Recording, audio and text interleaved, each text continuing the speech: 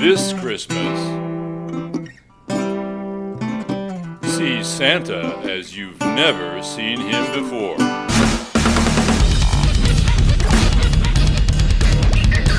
Santa's got a brand new bag of kicking ass in a world where everyone must kill to survive, even Santa.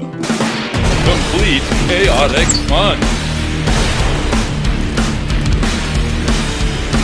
A badass who lets his bullets decide who's naughty and who's nice. Santa is one bad dude who's ready to save Christmas.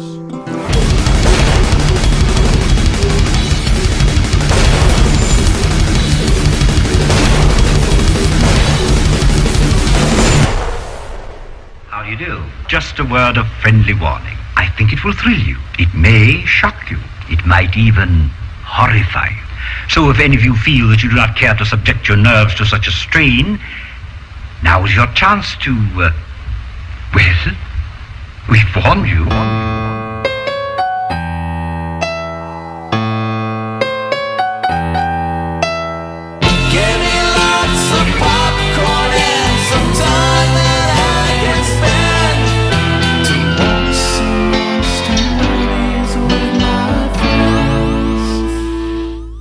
That little clip you heard at the beginning was from Infinite Santa, our buddy Michael Neal. They made this really cool film called Infinite Santa, and now they've done a director's cut. Check it out. Infinite Santa 8000. They're going to have a premiere of it at the 44th Boston Sci-Fi Film Festival on Friday, February 15th. Sci-Fi. At Somerville Theater in Somerville, Mass. Show starts at 11 p.m. with a Q&A with creators Michael Neal and Greg Anson to follow. Both wonderful dudes. Very wonderful dudes. Cool. Sweet gals. Dudes. Mm-hmm. One other thing I wanted to mention before I get into the meat and potatoes is there's a book coming out, an anthology. There's currently a Kickstarter going for called The Wrong Roads Anthology, and our buddy Dustin Chisholm has a story in there that was inspired by a dream I recounted on the show. Mm-hmm. He asked my permission and he wrote a story. It'll be in there, but I think the publisher is doing a Kickstarter to do the printing. Does he strum your pain? With his fingers and other stuff. Kickstarter.com. If you search The Wrong Roads Anthology, you'll find that on there. We like Dustin. Dustin is a very talented writer and a sweetheart as well. He's a dog dad. Coming up later in the show, Bad Times at the El Royale. That's my pick. It's Freddy's Day. Freddy's Day. It's Freddy's Day. Amy will review. 1, 2, Freddy's coming for you. I'm your boyfriend now, Nancy. Amy will be reviewing Halloween at Aunt Ethel's, right? Ethel's Aunt at Halloween. It doesn't really matter. It doesn't deserve a title. Anyways, Amy's here. Oh, yeah. It was not better than it seemed then, as we were led to believe by. Spoiler alert! Not good. By star ratings. Yes. No. By that guy's mom. That's Kelley. Hey.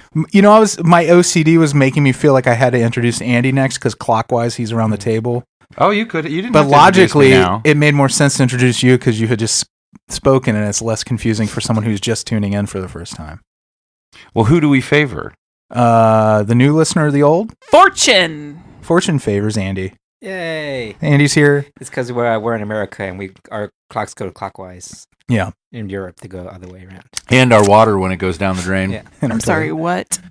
You know how they drive on the other side of the road? And their clocks go the other way? Yeah. Now, Mikey's not here because he's becoming a yogi. Not bear. Oh. A legit yogi. Hey, yogi. That's how I'm going to address him every time now. That motherfucker loves a picnic basket, let me tell you. So he's somewhere right now learning Sanskrit, Hindi. We were talking to him about the rigors of learning to become a yoga teacher. Holy shit. It's a lot. Yeah. Yeah. You have to be able to hit a target with an AR-15 from like 800 yards. Mm-hmm. I'm not even sure that's possible. Because I don't know about guns or yoga. Or yards. I don't know why my hand is doing this jerk off thing. That's unintentional. That's how Kelley holds an AR-15. It's very unsafe. One last thing in the housekeeping before we talk about Patreon. Whorehound Weekend's coming up March 15th. Right. March 15th through the 17th at the Sharonville Convention Center in Cincinnati, Ohio. I feel so excited about Got the a guests. fun guest list. Yeah, John Cusack, Yeah. Nev Campbell. Ooh. Hey, Kelley, do you have extra gravy? Maybe some mashed potatoes? I do. Well, guess what? You're going to need them because Meatloaf's going to be there. Will he do that? He won't. He'll do anything. Are you sure? There's not going to be an op for that? James Jude Courtney will be there. That's the new Michael Myers. Yeah. He's got 3 names. All serial killers do. You could pick any one of them. Hey, do you want to wheeze the juice? I would love to wheeze the juice, buddy. Yeah, Pauly Shore's going to be there, so you can wheeze the juice with Pauly Shore. I'm sorry, what did you say, Meow? Oh, that's right, Super Troopers. Paul Sauter and Eric Stolhansky will be there. Thanks, Meow. Do you know what's spooky and kooky? I do know who is. Yeah. I know who is. She takes a lot of Prozac in this nation. Yeah, Christina Ricci, Wednesday Addams. That's right. You know who else? Christopher Lloyd, Fester Adams. Guess who else? Best known as Fester Adams, Christopher Lloyd. Yeah. Great Scott, it's Fester. Carol Struken. Carol Stroken. Lurch. Isn't he rang. also He was in Luoxana Troy's Yes. did I say her name right? Yeah, the Mrs. Roddenberry's manservant. manservant on Star Trek The Next Yeah. Generation, which I'm obsessed with. One last Jimmy Workman. Who? Workman. Is that what he's famous for? Pugsley. Pugsley. Oh, right. They didn't have a current picture of him. I'm sure they did, but That is the current picture. He hasn't changed. He's never aged. He's got Webster's disease. Yeah. what we're talking about is Well, we have some postcards. I with see the here guests. no one's picture is updated, but like on the website, they have all the current headshots for these people. Well, I think he may not be acting anymore. He I may think. not be filmable. He's the doesn't unfilmable. He's he the doesn't Lovecraft of actors. He doesn't show up in pictures. Nobody had Yeah. a camera phone that day. There are photo ops with all these folks, which I believe you book in advance at Whorehound Weekend's website. I'm not hassling him, but I just think it's weird It is that nobody could take a picture of him. He doesn't show up on film. He's an anymore. adult now. It's changed. Now We're gonna see what he looks like. He can't be that freaked out. yeah. Well, maybe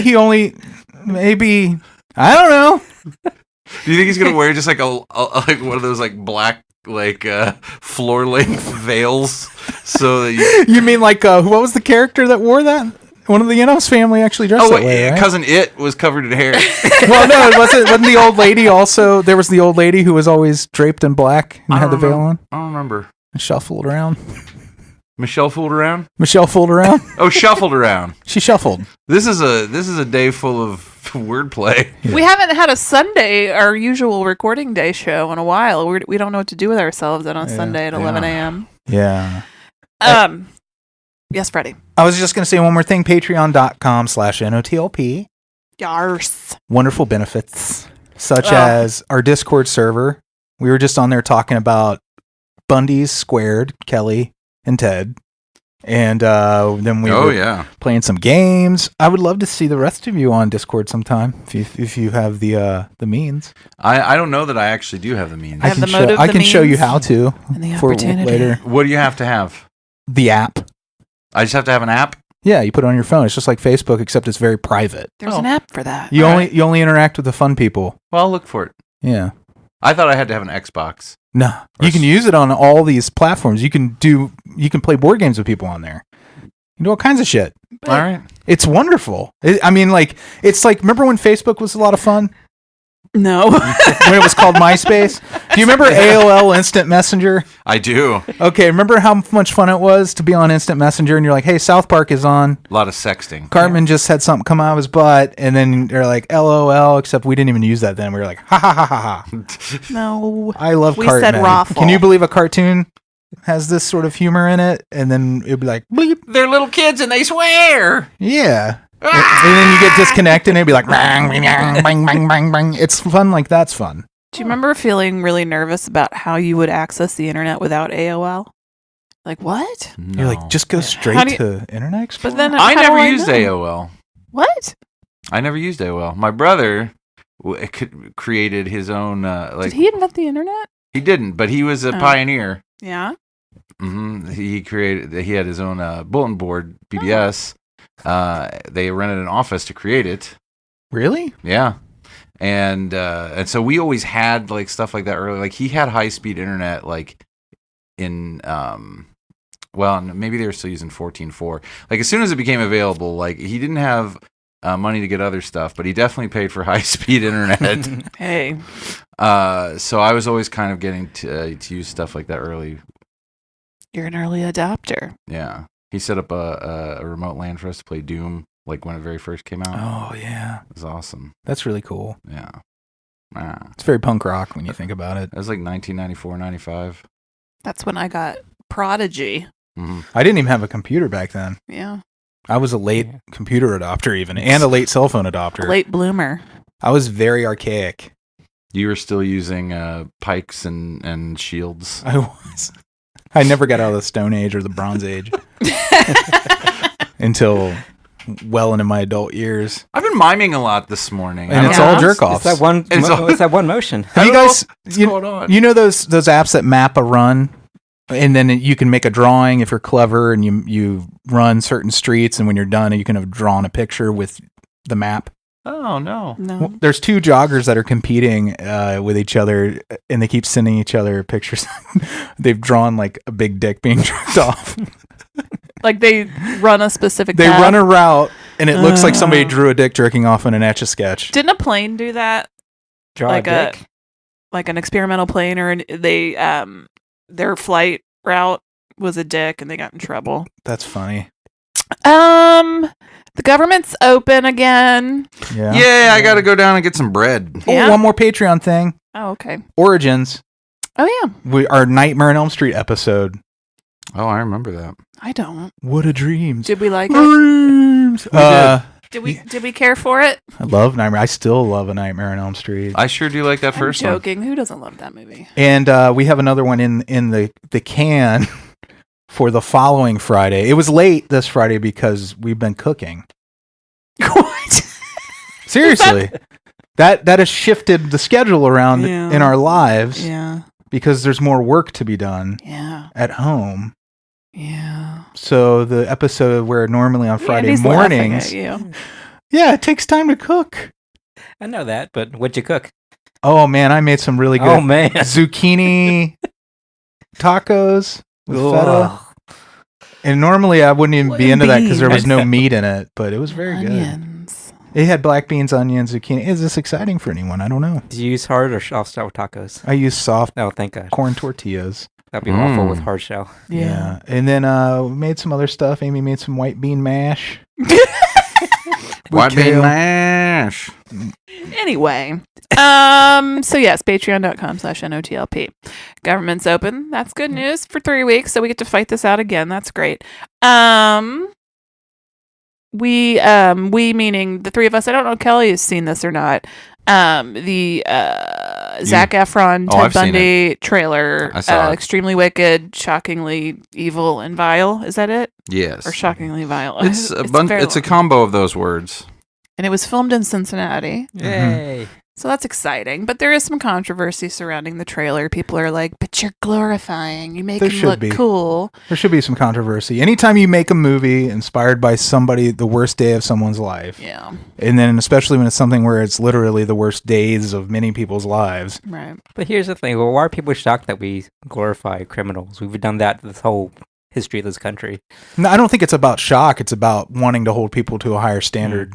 But then the question is, are they really glorifying him? Yeah. I mean, just because they have he was kind of women did like come to his trial. Like that was his thing, is that Ted Bundy was supposed to be charming and attractive. And that's kind of how he did his evil works. It's too bad Ted McGinley aged out of that role. You know? He would have been perfect. It was like he was born to play Ted Bundy. Really, right? Yeah. His name's even Ted. His name is Ted. And he hung out with the Bundys. Yeah, he did. You guys. Whoa. Holy Kennedy shit. had a secretary named Lincoln, and Ted McGinley Hung out with the Bundys. is Ted Bundy. So I've come around on this. I mean, not that particular thing, but the watching movies that are based on real tragedies. You've always had a problem with it. It's always bothered me. Yeah. You know what I think that it started I've never with? seen a 9/11 movie. I refuse to see those. Because I lived through that, and I don't want to see it because it was a really rough time. But I think it was Vietnam movies for me that started that, because Dad would, whenever my dad was a Vietnam veteran, and whenever we'd see a movie that took place in Vietnam, he'd be like, "Wow, that's way wrong." Yeah. Or, you know, whatever it was, until Platoon came out, and he was like, "That one I think is that and Apocalypse Now." He said were the two that seemed to get it the closest to reality. But like there was something about it, this just the way he reacted to those things. Mm-hmm. I guess like as a kid seeing that, and then when we would started doing the show and we would do the roulette, and inevitably I'd have to watch something that was like BTK or something. Mm-hmm. Here's the thing: those were bad movies, They were bad movies. and I think your opinion might have changed if they were good movies. Yeah, it has. It's growing. Like I'm bringing myself around to go back and watch some of the ones that are better. Like we watched Zodiac. Zodiac, good movie. In the second time, I'd seen it in the theater and not liked it, but I really liked it the second time through. I think it did. But you didn't live through that. Right. I could watch a 9/11 movie if it's a good enough movie, I don't want to. but I haven't seen any of them. I don't think I have that thing.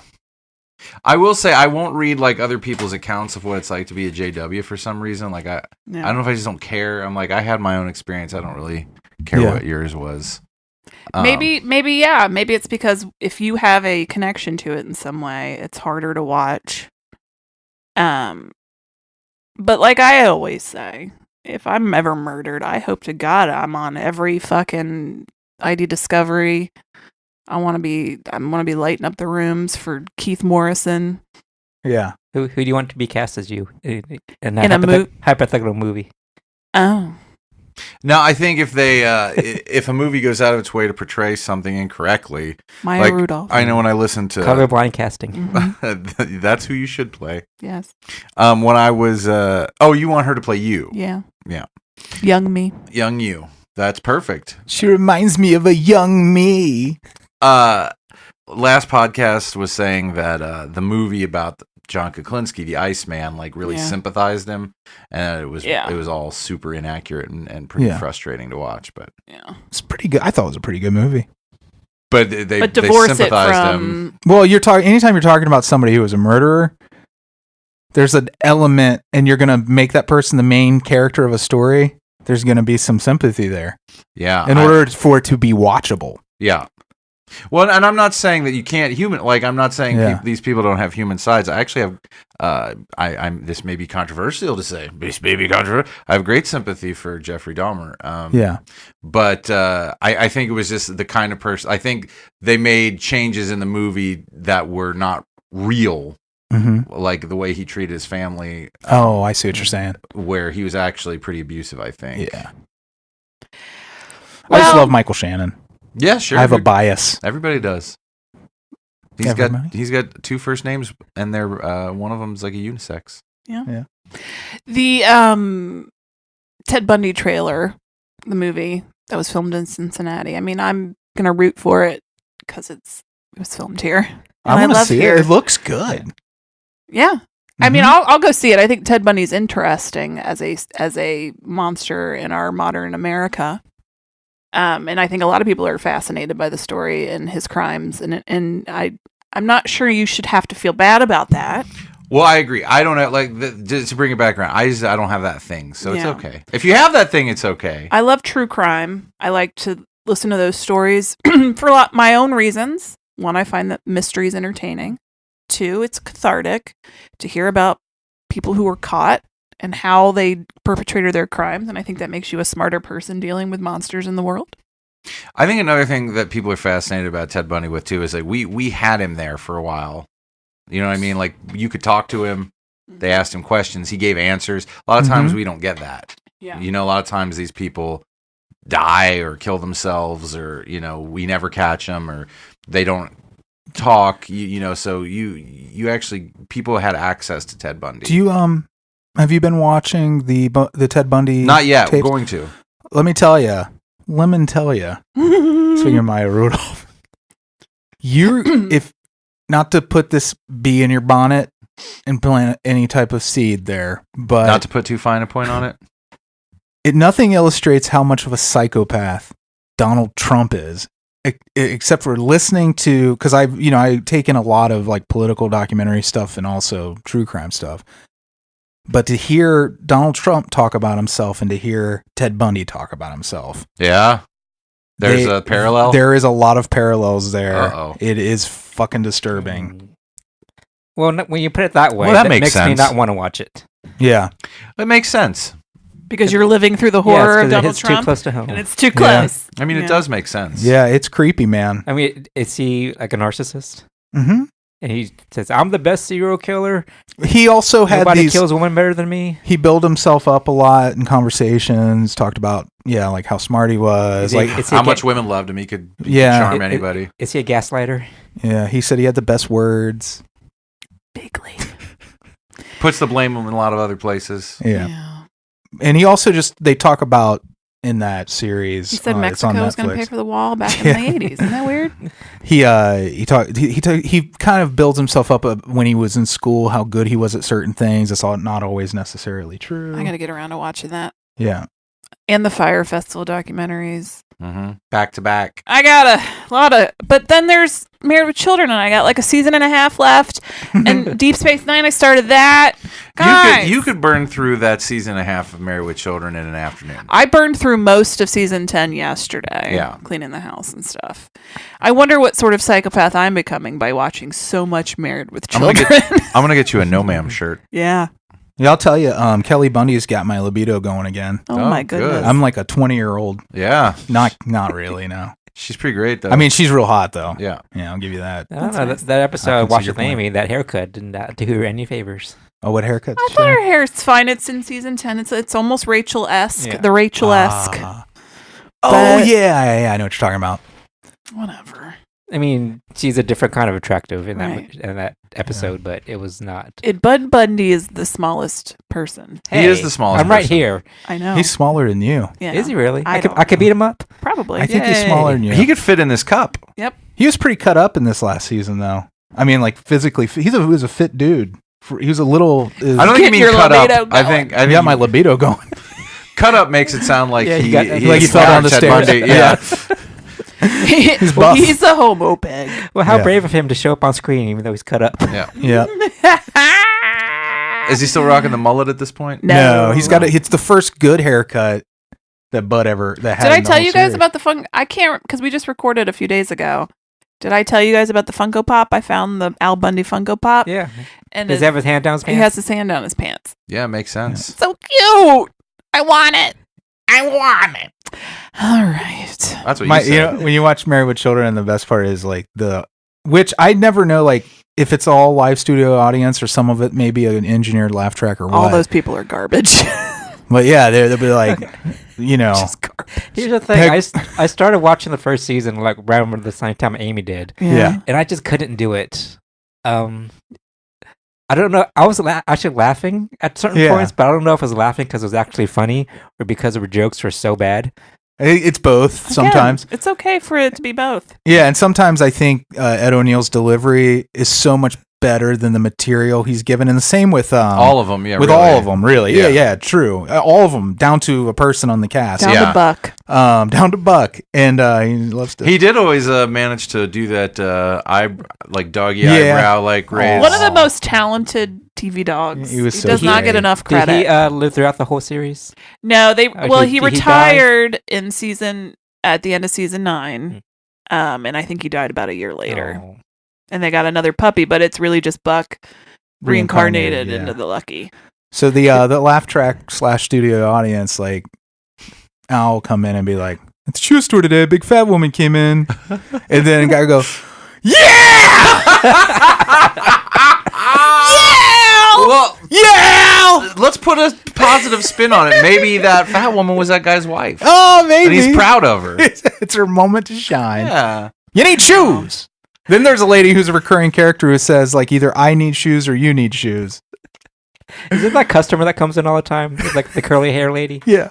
Okay. I need shoes. I Anyway. like her because she always puts out in her place. In his place. In his place, yes. No. I don't know what her place is. The shoe store. Oh. Buying shoes. Buying shoes. Ladies be shopping. There were 2 failed spinoffs, right? At least 2. Yeah. What There's was that one with Matt LeBlanc, Yeah. which had several titles.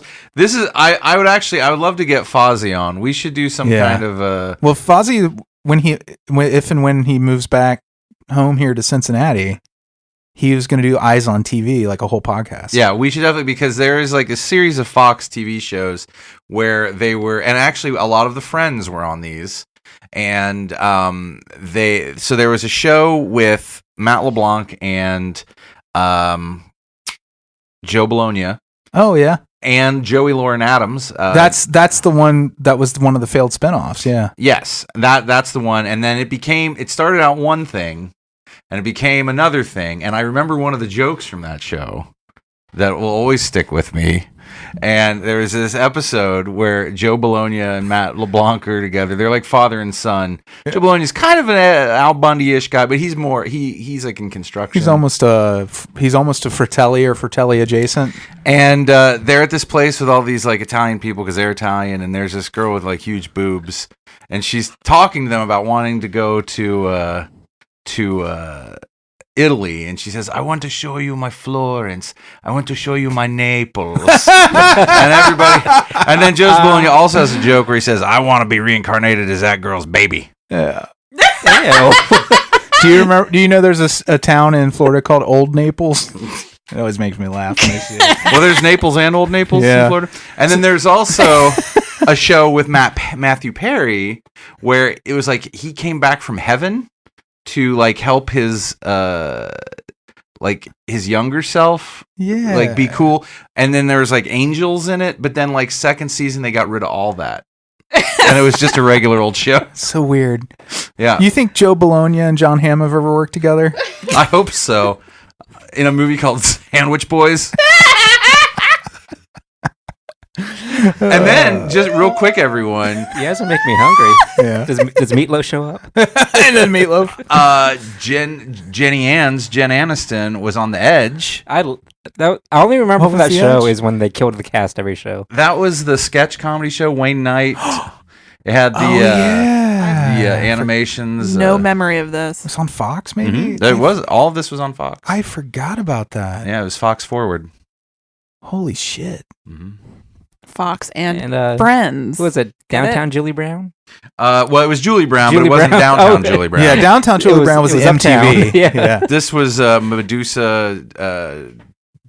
Earth Girls Are Easy. Earth Girls Are Easy. Julie Brown. Yeah. Where's she at? I love her. Yeah, me too. I always got her confused with Judy Tenuta. They kind of had a similar Yeah. look. Yeah, Julie Brown's comedy was a little bit more. I feel like Judy Tenuta had one thing. Yeah, she was a character. I like Judy Tenuta. Yeah. Don't get me wrong, she's great. I had a whole thing where, like, recently I was like, "Where's Judy Tenuta?" And then I watched that movie First Period. Yeah, is she in it? Yeah, Patrick Walsh and Elise both had seen it. He recommended it. Elise had seen it. Yeah. And so it made a confluence. I've heard good things. Did It you was like it? really great. Yeah. If you've never watched First Period, I highly recommend Is it about periods? Like, you know, the... no. Quit what women looking go at me, through? you weirdo. You're the only woman in the room. No, but it's pretty fucking great. He's just like, Andy's just like, is it about, and he just keeps like looking at me like side I eye. had to get confirmation. You know. Is it bad? Bleeding vaginas? Is it about that time of the month? Is it about shedding your uterine lining? It's a punctuation movie. All right. Well, Anyway. Fox sitcoms. Mhm. So, is that all we have for this portion of the event? Yeah, we could have more, but we don't need more. This That is would true. be Yeah, we could eat the whole That'd be plate, but let's gluttonous. just stop while we're full. Go Yeah. out on top. We'll be right back. Hello, boys and girls. It's time for Straight-to-Video Russian Roulette.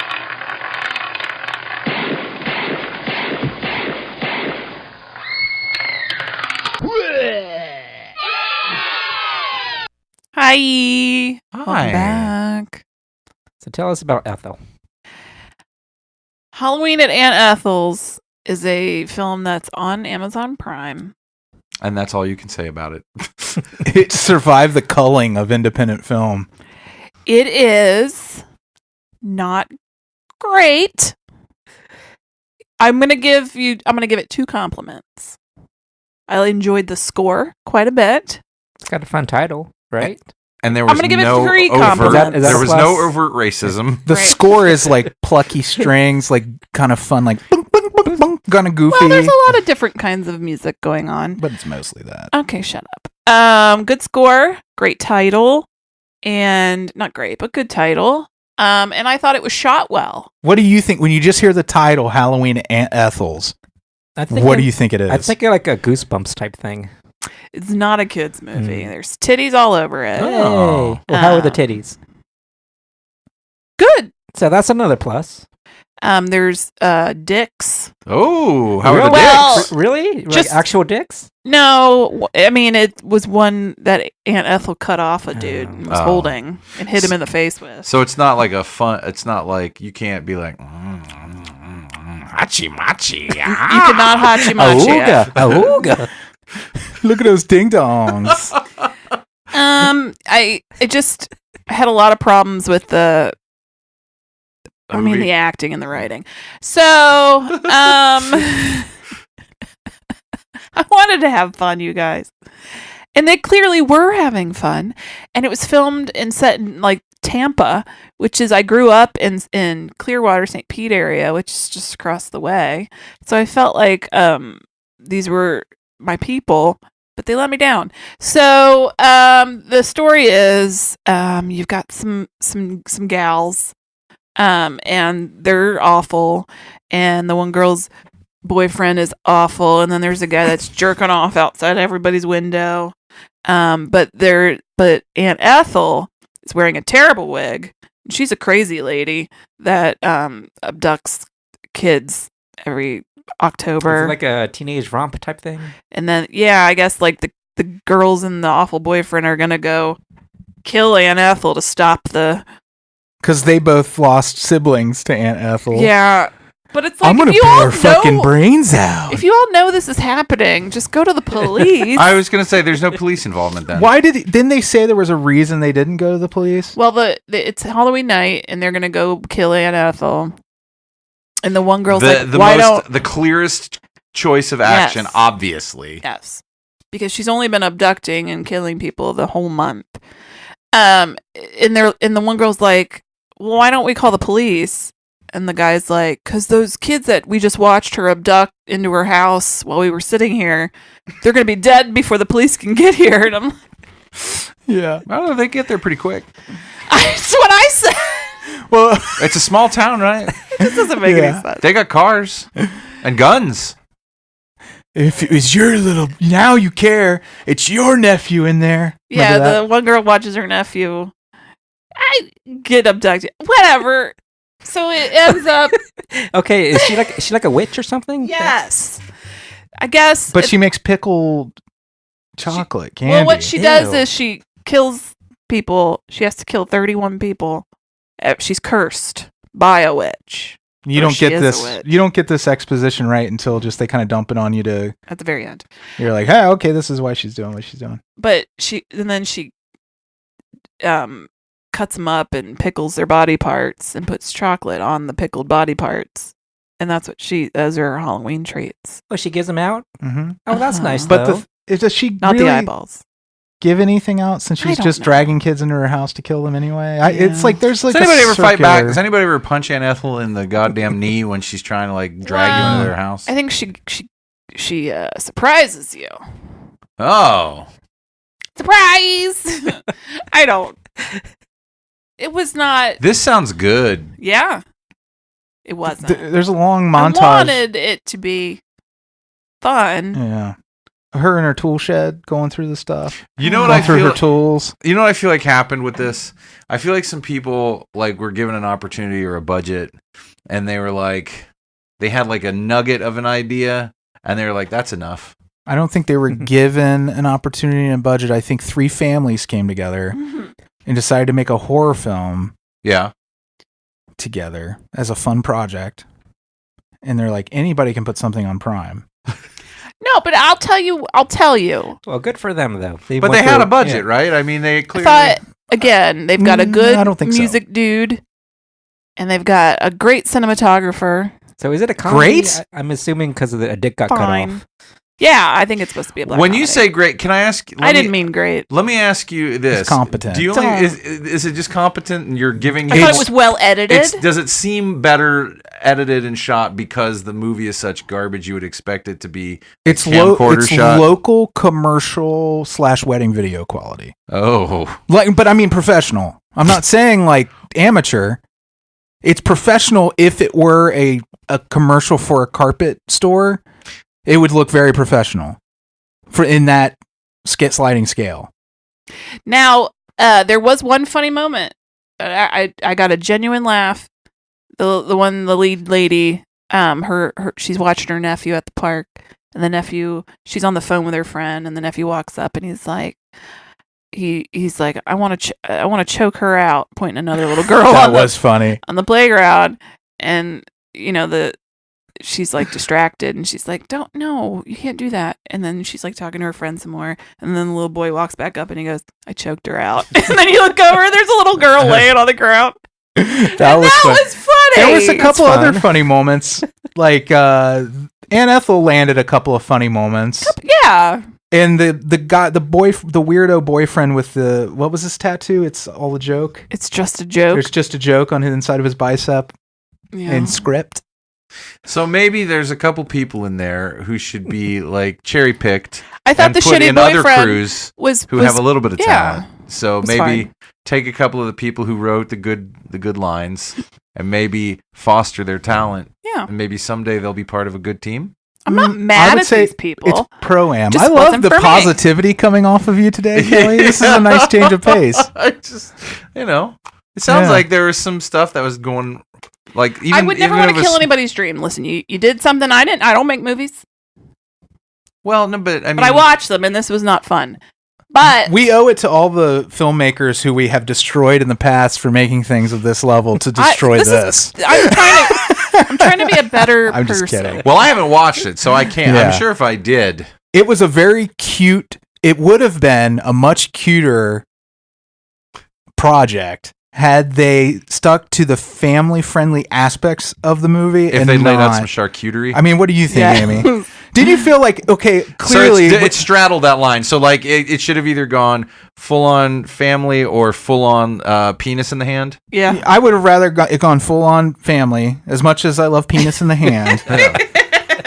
Because Two in the bush. when you watch the opening credits, you're going to see a lot of the same last name. Yeah. So this is a family affair, and then you cut to Were they Asian? one of the cast. They were all Italians for the most part, and then you cut to one of your actors straddling the other one with no top on, a guy jerking off in the window, and you're like, oh, okay. And then there's little kids in it all of a sudden who could never watch it.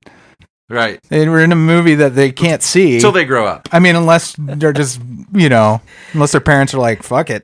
This is Florida. So it was a bunch of kissing cousins in this movie. I don't know. Fucking cousins. So, at the end of the day, I can't recommend the movie, and I somehow feel bad about that. I don't know why. Because you could tell they really loved making it. Yeah, what was funny is the movie has a runtime of 1 hour 20. But I would say a solid 20 of that is like after credit, like bloopers. Well, you were ready to go to sleep, and I'm like, Yeah. I said, I bet they had the audacity to put something in after the credits start. Were the good bloopers though? I made her wait. They're fun. I like bloopers. And then so nothing after it was part of the movie. There was a music video with A all rap the song. with Aunt Ethel. Yeah. Aunt Ethel rapped? No, I don't know if it was the director or Dancing. something, but like rapping right into the camera. So the music video, then bloopers, and then more of the music video with bloopers. I don't know, but it was 20 minutes of that. They play the music video twice. And then they come back after all of that, and then they're doing like cameo style credits. But I'm like, you already did the credits. Yeah, they've credited everybody once in a scroll, and then they also give them cameo freeze frame credits. I'm assuming the rapper was a big benefactor of this movie, and that's why he got his video. I don't know. So that was crazy. I like that you guys think any money was involved in this. It's real cute. Well, there had to be some money involved. I mean, they weren't given things. Well, I'm sure. No, I think what it was the director / writer, director, editor, rapper had owned this equipment because that was his regular That's why job. we're doing a podcast. That's how we ended up it's here. the same thing with us. Like I was a musician. I happened to have sure. recording equipment, But you got to pay for locations a lot of Yeah. times. this was people's houses. 100%. This was filmed in houses. All right, I believe you. They had to Yeah. buy the chocolate when she was pickling the. They had to buy the fake dick. I'm just saying, like, I don't. Somebody think had that. a lot of money went in. Okay. A lot of people they had to turn down. Like they put out a call. They're like, does anybody have a dildo that could probably be like painted realistically? And they got too many. Yeah. Well, it is Florida. The They had fake to turn down. the fake body parts looked really good. Yeah. Whoever did that did a great job.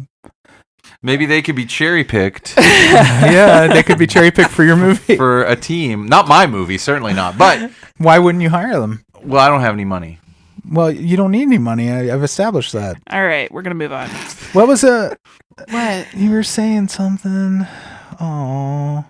It's not important. I promise. Okay. All right. Oh, the fun we had looking up their Instagrams. Yeah, I just went and poked around on all the actors and Okay, directors. so were the and Instagrams tagged after the movie?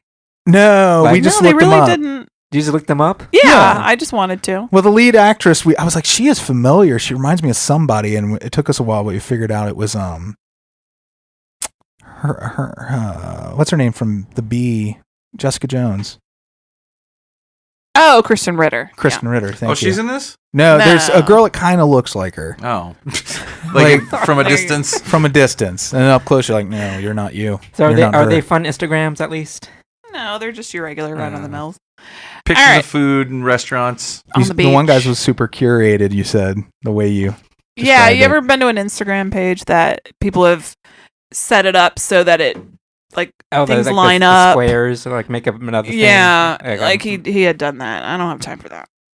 Anyway, so that was Halloween and Aunt Ethel's. Okay, so let's shoot somebody. Are you ready for that? Y'all ready for this, Kelley? Bomb, bomb, bomb. Movie gun, movie bullet. You live. Thank goodness. Andy. Dead. And I feel like I should probably apologize for this, but I'm also a little curious. It's called Hellraiser Judgment. Oh yeah. It's the latest Hellraiser movie that just plopped onto Netflix unceremoniously recently. Are last they year. just doing with Hellraisers what they do with like Cloverfield, where they just buy a movie and then shoehorn Oh, they've done that. stuff? They into had it? been doing that since part 5. Yeah. Oh, really? Yeah. So are we in the double digits? Of This is the 10th. Hell's Razor yet? This is the hellsiest razor it has ever Yay. been. In this 10th installment of the long-standing horror franchise, 3 detectives find their gruesome serial killer case going literally to hell. Literally. Literally. Starring Randy Wayne, Damon Carney, Oh, I love that name. He's a carny. and Alexandra Harris. He sounds fun. All of Yeah. her clothes off. Who Seymour Butts, Seymour Butts. Amanda Hug and Kiss, Willie make it. Betty don't. just in time. And Mike Ben Hunt. Dover, Benjamin Dover, known as Ben. Frito Lay. Free to- That's a bad one. Anita Dick. Sharon Needles. Oh. Sharon Peters. She's going to cameo. Yeah. 'Cause she's real. Rusty Bed Springs. All right, so that's IP Knightley. Let's just do this for the rest of the show. Isn't it funny to get IP Knightley and IP Freely in one movie together? Oh, yeah, it's odd. That's my dream, to have one of those as our patrons, so we can read them every week. Oh, I would yeah. love it. All right, everybody, we're gonna move on.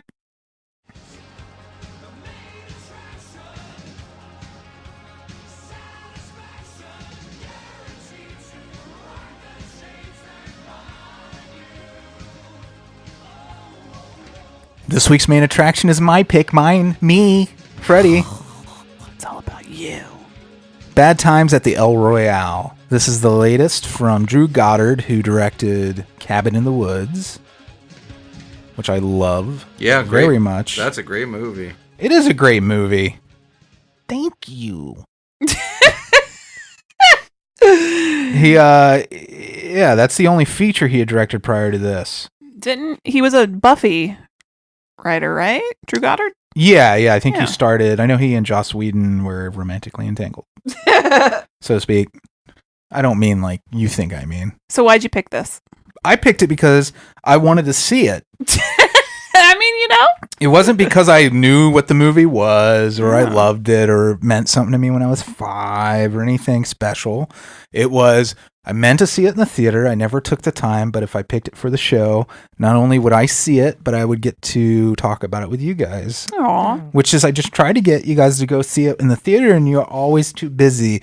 You were like, I was like, cats in the cradle and a silver spoon. Will you go see Bad Royale with me? And you're like, we'll get together then.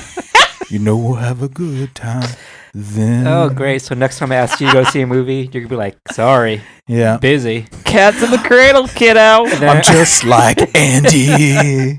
Freddy's just like Andy. I'm just going to look at my life from the... And we're like, oh, no. This passed me by. I can't Yeah. see movies with Freddy anymore. That's right. This is a supremely long movie. We're still watching it. Is it as long as Magnolia? It was 2.5 hours long. It's 2 hours, 20 minutes. So how long? Magnolia, I think, was 3 hours. Jesus. Magnolia H. was 308. 308. So Mike still wins that metric. Yeah, I didn't feel. I mean, I knew it wasn't like a quick movie, but I didn't feel like it was. I didn't feel the longness. It was just the only reason I noticed it. I didn't know how long the movie was when we started it. And Mike was over last night, and like about We paused it. we paused it because Yeah. he needed to leave because he had to get up early to go yogi, to get that picnic basket. So we paused it, and that's when I noticed we were 50 minutes in, and we still had an hour and a half left, and I'm like, fucking shit. Yeah. That's the only reason I noticed, and plus I was already tired. Well, this is in the style of like your Altman, your Anderson. Your Your- Tarantino. Well, that's what I was Tarantino. hoping. Yeah. That's what I was expecting. Yeah. As I told Amy, I expected it to be stickier. I thought that was grimier. the best description. It was not quite sticky. I thought it was going to be darker. Just know that Yeah. I understood what Kelley meant, and it 100% underlined my feeling. I Yeah. thought it'd be It was groovier. fun. It was fun. I liked, don't get me wrong, I enjoyed it, but I definitely thought it was going to go deeper than it did. Earlier you were talking about its length. I know. So it's an ensemble. It's around 1969. You have all these. Yeah. Yeah, you know what I'm talking about. All these strangers get together at Lake Tahoe's El Royale, which is this awesome set. Oh yeah, the set's great. I would stay there. Beautiful. There was a real place called the Kali Nava or Navi Kali. That sounds like something Like the from Kalima. Kalima or something from Avatar. No, it was because it was on the border of California and Nevada. That's why it's called that. And it, at one point, Frank Sinatra owned it. And it's storied past. At one point, it did burn down. Just like we will get into spoilers, by the way, Oh yes. because this movie Spoil. would be very hard to talk about. Well, without yeah, spoiling it. we always spoil the main attraction. So if you do want to see this movie, I'll give you that fair warning right now. You can rent it on iTunes or your platform of choice, It's on Prime. Prime, or you could buy physical media if you're old school. You can buy physical media. So This setting inspired the El Royale for the movie, which is very much when you really look into the real hotel, it reminded me a whole lot of the Overlook from The Shining, just all the shit that happened there over the years. Like it opened, I think, in the early part of the 20th century, and at one point it burned to the ground. They rebuilt it very quickly. Sinatra had it for a while. There was a lot of, mobster types in and out of there. It does feel like it has an Overlook kind of Well, I love hotel stories. Me too. I've written a few hotel stories. I love hotel stories. I think it's a great place to have a shady, you don't know who's coming through. There's all this just transience, and people feel more free to do bad stuff at hotels. People go to hotels to do things they wouldn't do at home. Yeah, and then you throw a bunch of strangers together in one location. Yeah. It's a great setup. Like you almost, you could build a story almost out of nothing just by setting it in a hotel. That's right. It is, some people accuse people of setting stories in bars and hotels as lazy writing, but to me it's just cutting to the chase. Yeah. If I'm really in the mood for something, a story and character based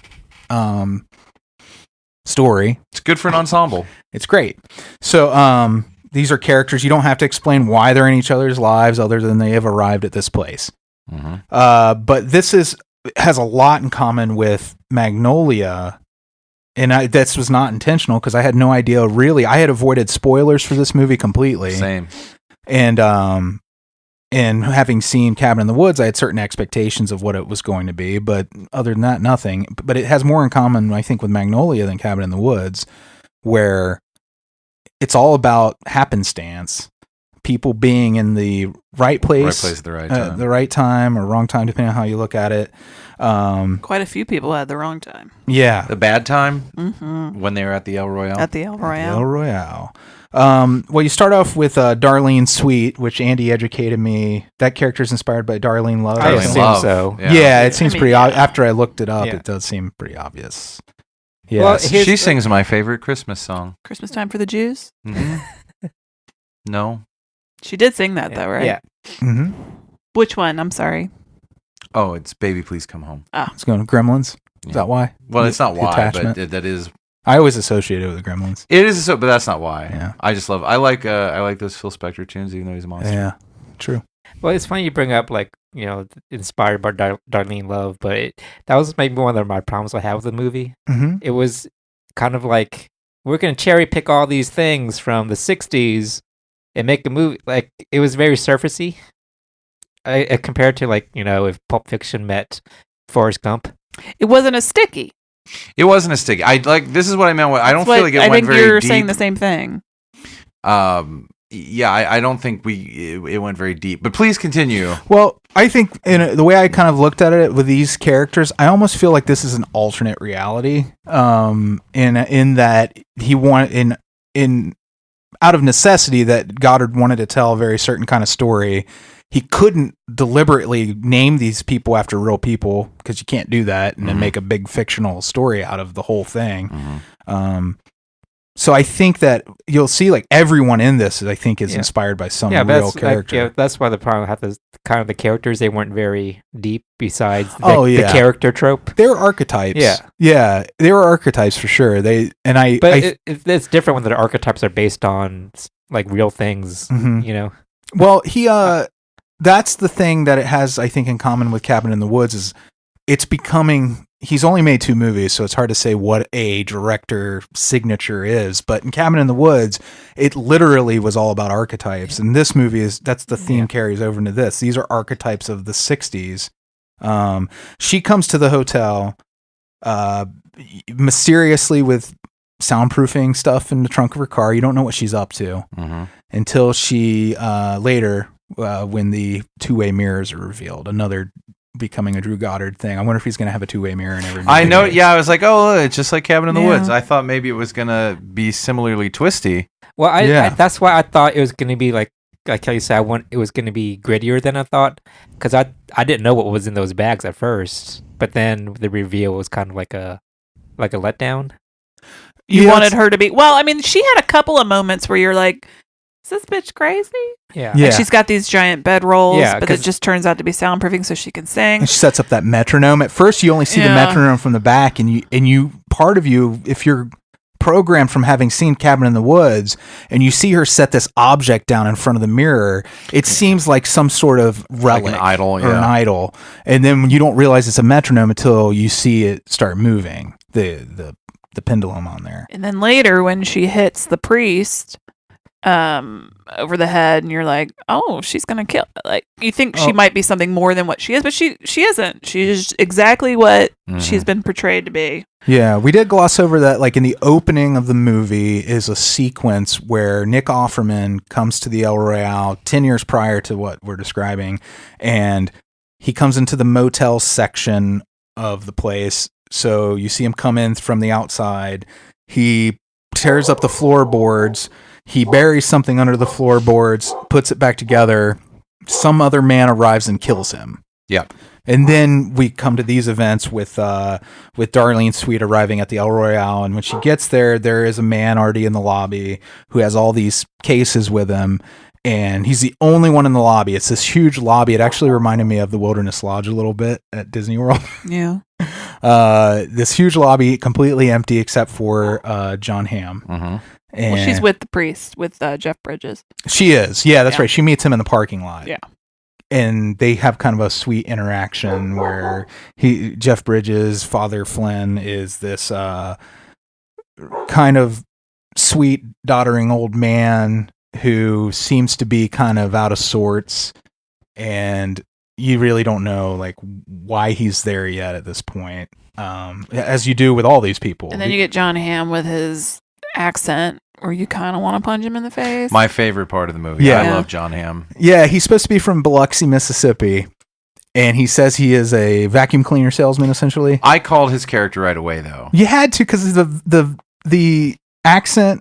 Yeah. If it were that bad and he was deliberately playing someone from Biloxi, he should have been ashamed of himself, right? Yeah. Yeah.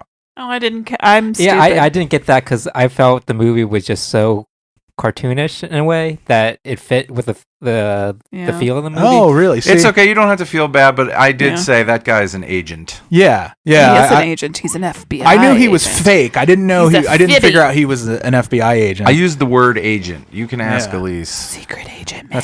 That's it makes sense. He looks like an FBI agent, doesn't Yeah. he? Or he looks like a guy who killed his whole family. Yeah. One of the two. Yeah, no. At first, I don't get me wrong, I didn't guess this immediately, but pretty quickly.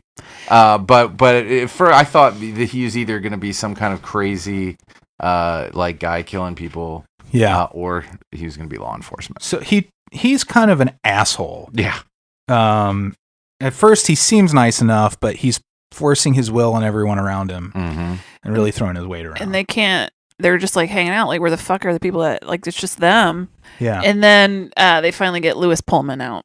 Yeah, Lewis Pullman, who Our old friend Lewis Pullman. Yeah. Strangers Pray at Night, Lewis Pullman. They finally get him out. Yeah, we've gone 2 for 2 for Lewis Pullman movies, and he's gone through the ringer on both of them. Yeah. He really has. He really has. He plays a character named Miles Miller, who is running this hotel. Mysteriously enough, very young man Yeah. running this huge. We never Complex. actually get to figure out why that is either, do we? They never touch Why on he's the only one why there? he's the only one there. No. No. There's a.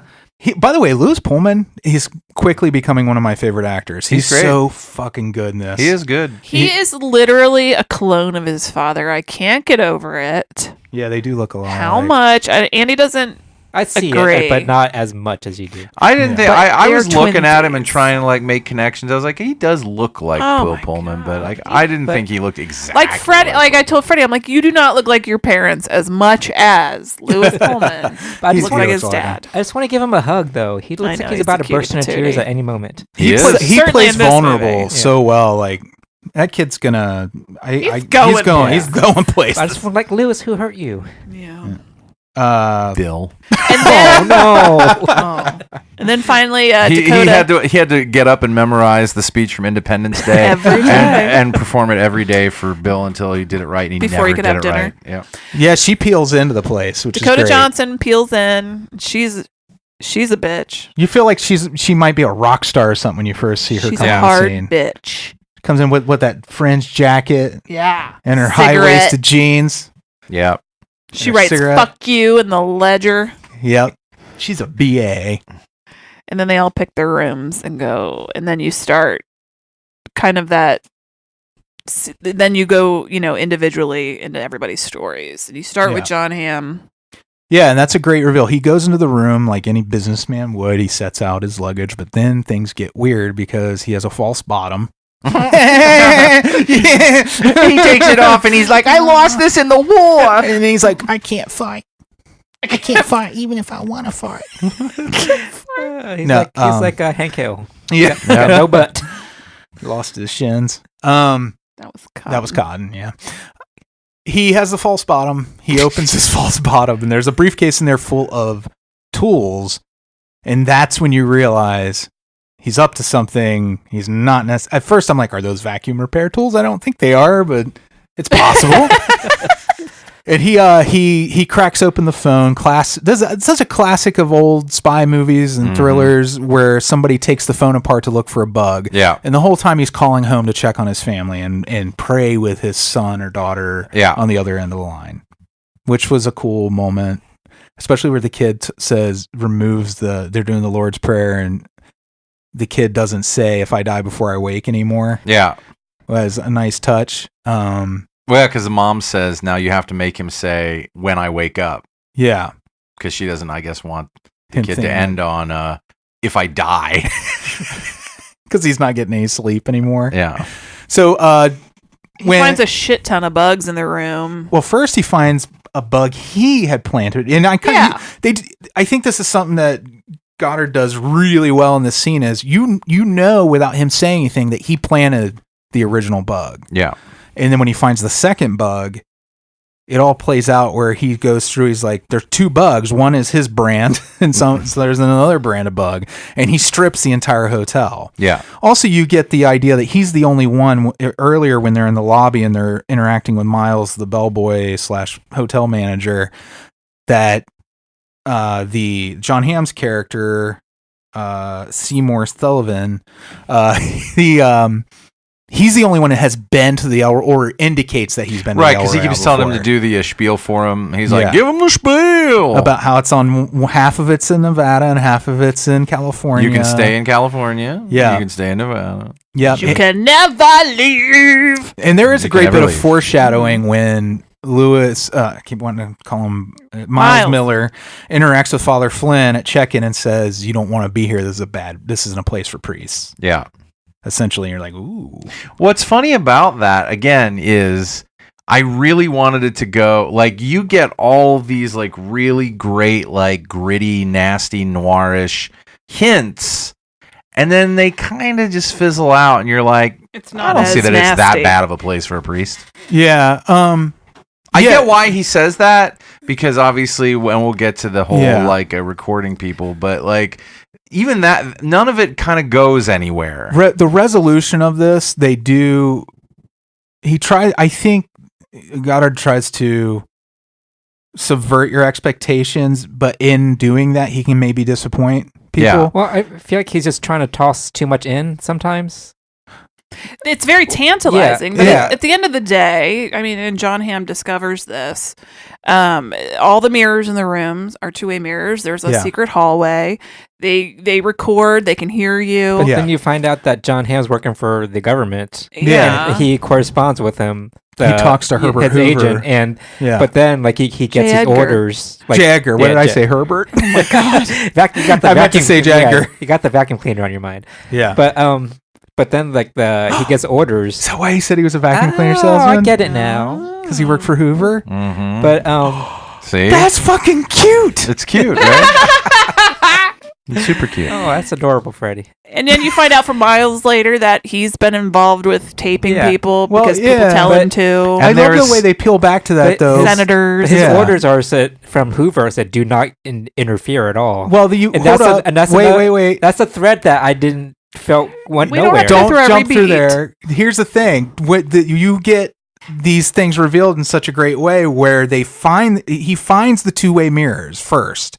Yeah. The agent does, as part of his figuring out that there's more to this place than he thought, and you get the impression he had been bugging this place because important people had been coming through there, and the FBI wanted to know what they were up to. But he finds the two-way mirror, something that he maybe didn't even realize that there was a party other than the FBI also surveilling things here. The mysterious management. Or it right? could even be the FBI themselves, and he didn't know that the FBI was doing all this It could stuff. be anybody. Which when Lewis, it's important that you don't know who it is. Where when Miles Miller said the management, I thought it was going to be something maybe similar. I thought maybe this was going to subvert my expectations way more than I thought, and it was going to become a sort of cabiny in the woodsy. Well, it leaves it open to it's possible. No, because I think it's very straightforward that it's powerful people. And somebody on one of these tapes. Well, anyway, continue. But it's a similar theme. But like so. But I meant with like a super. I meant like I was thinking like Wolfram and Hart. Like the management was like elder gods. You kind of if you've seen Cabin in the Woods and then you watch this, you're expecting a supernatural bent. We are. Yeah. I don't think your regular run-of-the-mill normie would. Well, if you went to see this because if it was from the creator of Cabin in the Woods. He gave the normie explanation. Yeah. No, but like he sets it up like it's kind of like a horror movie in certain ways because Miles says to somebody eventually like, I've done some really bad things. Yeah, right. So you expect it to go like super dark, and I wanted it to go super dark. Well, you don't want to put the cart before the horse because the important thing that gets everything twisted and really moving in a completely different direction is when he gets to the two-way mirror that looks into Dakota Johnson. She's got somebody Emily, tied up in a chair. Yeah, she brings somebody out of the trunk of her car, brings this young girl into her hotel room, ties her up, and has her gagged. So John Hamm's like, I'm going to go save the day. And that's what Andy was referring to. Yeah. Sorry to cut you off before, but that's what the FBI, Hoover, was telling him not to interfere with. Right. Because it was not part of why he was there. It was something that just happened while he was there. That's part of that wrong place, wrong time thing we were talking about at the beginning. But Johnny Ham's, he's a hero.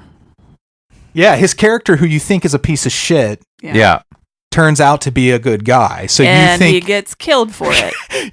And it's a great Hitchcock moment. No, but like it was justifiable in a way what happened to him because she didn't know what his intentions were. Right. So it's kind of like a Dakota Johnson shoots him. Well, no, it is a great confusion moment where everyone, he thinks that she's kidnapped this girl, and so he's going to rescue her. He's doing the best he can. Then Dakota Johnson probably thinks that he has been sent by whom she is running, who's trying. We'll get to this. She's trying to get her sister away from someone, and so she's expecting people. She, I'm sure, thinks that's who it is, so she fucking blows a hole in him. Yeah, and it's just this like moment of like, oops, nobody had the right info. Well, I also love this. It's also like a Janet Leigh moment that. Directors. Where you think he's going to be the main character. He's a huge star. He's the first character that's at the hotel when they get there. Right. He's set up as a protagonist, basically. And he's the only one who is not at the hotel out of opportunity, but out of planning to be there. Yeah. Really, that you know of until later when it's revealed the true backstory of the priest. But that was like another thread that I wish went further because he found all these other bugs. Yeah. Yeah. Well, I think that was part of. I think that was part of the hotel recording people. But I think he was discovering. And selling it, I think he was discovering that the management was also surveilling people. He might not have even realized that's who it was at first, but yeah, that was where you were headed. Like who is doing this? But that just sort of goes by the wayside a little bit. An unintended consequence of shooting John Hamm, Miles and the priest happen to be also exploring the hallways. Because the priest, at this point, you still don't know the agenda of the priest. Yeah. Father Flynn has gone to find the hotel manager to try to figure out where the key to room 5 is, where our singer is staying. Yeah. And this was after he had already tried to drug her. The priest tried to drug Darlene Sweet at the bar so he could knock her out and get into her room. Yeah. But that didn't work out because she smashed a ball over his head. Yeah. So he ends up taking an alternate route and he finds Miles, who turns out to be a junkie, passed out in the hotel office, and he's trying to find the key to her rooms. And they end up in this hallway. and poor dumb Lewis Pullman happens to be in the way and gets shot in the face, but he lives that time. And so it turns out that we got a little Charlie Manson character in the background. Well, before you get to that, What? Well, this is where we discover the plot of the hotel. Yeah, Darlene. Well, Miles keeps trying to confess to Father Flynn. He says, "I've done so many horrible things," and you find Jeff Bridges out. is like, don't worry about it. Don't worry about it. He reveals this moment when they're looking through the two-way mirror. He's like, "We've filmed people. We've seen all kinds of strange stuff, but there's this one." And he showed the film. He's like, "Is that who I think it is?" He's like, "Yeah, he's huge. Anybody would know who that is. Like, look at that person." And salacious video. And they kind of tease you with it, almost like almost like the briefcase in Pulp Fiction, or I thought of that like too. who's on. Like, it's clearly someone famous who's dead. Yeah. Who it would like ruin a lot of people's image of if they were to see this. Do you think it was JFK? No, I think it was Robert Kennedy. It could have been a lot of people because the FBI did that stuff where like they followed MLK around. But this was somebody who they never released. Like, this would have been a bombshell had they done it, but they released the stuff about MLK. You do see Nixon on TV at a certain point. So Yeah. maybe it was a Nixon, but he wasn't dead then. No. But that's why it led me to believe that maybe like the FBI was behind all this too, and Miles's management was actually FBI. And they don't want to interfere with Dakota Johnson because they don't want to fuck anything up. Yeah. So just let her do whatever she's doing. Because it's not related to why they're there. We don't want to open a can of worms. If the police come, they'll discover all this stuff. I don't know. And again, all of this stuff, though, to me, these are Not where as exciting. These are where it let me down, because they're, again, before I say this, I don't want you to think that I just want movies that are like horribly disgusting and salacious. But like, if you're gonna go to these places, like, even when he tells the wolf story, like, that was great. It is great, but like, you're thinking this is gonna be horrific, like something from Creep, you know? Yeah.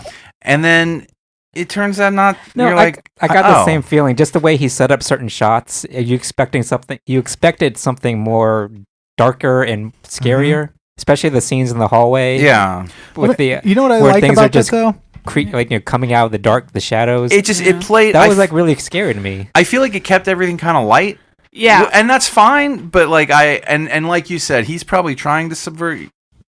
That's like the fifth time I've said subvert. He's subverted. But he's trying to play with your expectations. But in doing that, and as I think you kind of said it, for me, it just stayed a little too light and surfacey. Well, yeah, I think it could disappoint people in that you're waiting for this horrific payoff. Yeah. But Andy just gave you a horrific payoff. Was that your asshole, Andy? No. That was his false bottom. Your false bottom broke. Don't interfere. So just to speak to what I love about that, I was also, as he revealed more of his, Miles, the hotel manager, revealed more of his role there.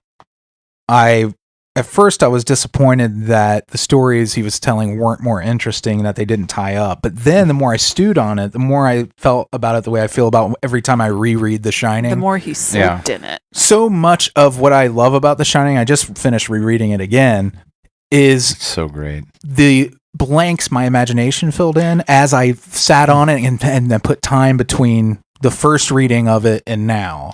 No, and I agree with you. Like, that is one of the great things about The Shining, is giving you these glimpses and then letting you put it together, but then you still get, like, I feel like Stephen King gives you enough grue and like really dark shit. Like, he'll give you a glimpse of an orgy or you know, something horrible happening, and then he'll say, and then there's all this other shit too. And then you're like, ooh. A whole lot of shit you ain't never heard of. Whereas with this, I feel like he's like, and then these two got in the bathtub together, but they were married.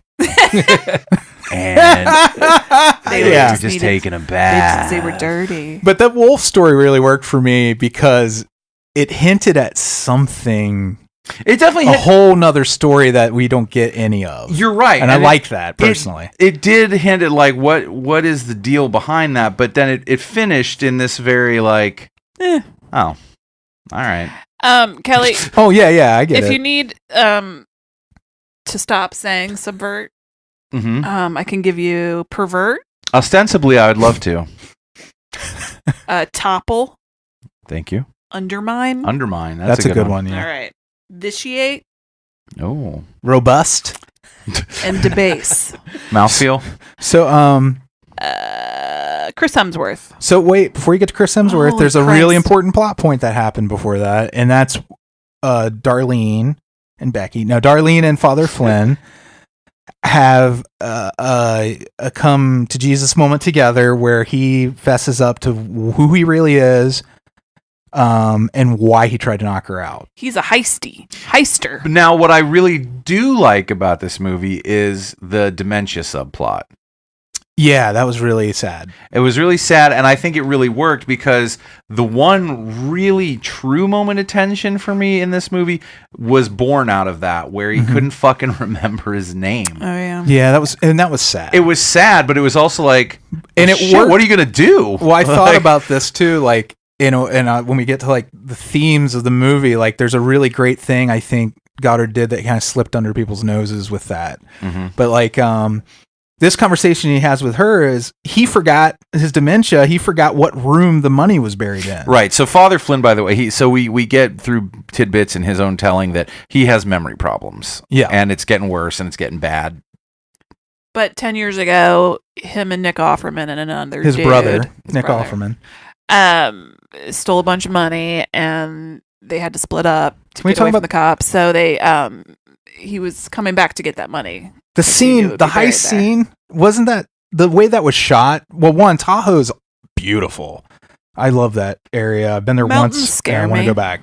But the whole view of the little town with all the pine trees behind it and them in the middle of the road, and you know it's remote enough, they actually have time to figure out what they're going to do before the police Yeah. can get there. Just in the masks. Oh, that the they masks wear, were great. Yeah, the it was masks were really good. The heist was good. Stylistically, Good I love heist, this movie. bro. But yeah, he forgot what room it's in, and that's why he was gonna knock her out so he could get into her room.